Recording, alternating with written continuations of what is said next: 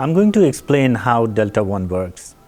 It comes with a charging station that charges and docks Delta-1.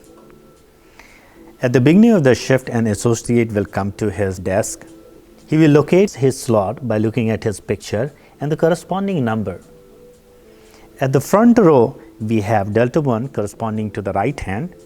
On the back side, we have Delta-1 corresponding to the left hand. At first, you put on your gloves in a way that velcros are on the top side. Next, you put second set of gloves. Again, make sure velcros are on the top side.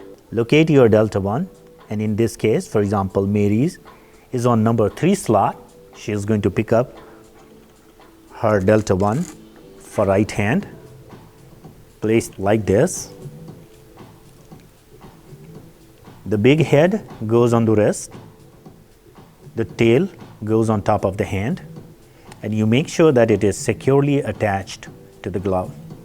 Now you repeat same thing for your left hand.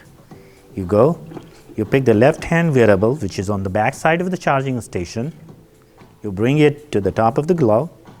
Again, head goes on the top of the wrist, and the tail of Delta-1 goes on top of your hand.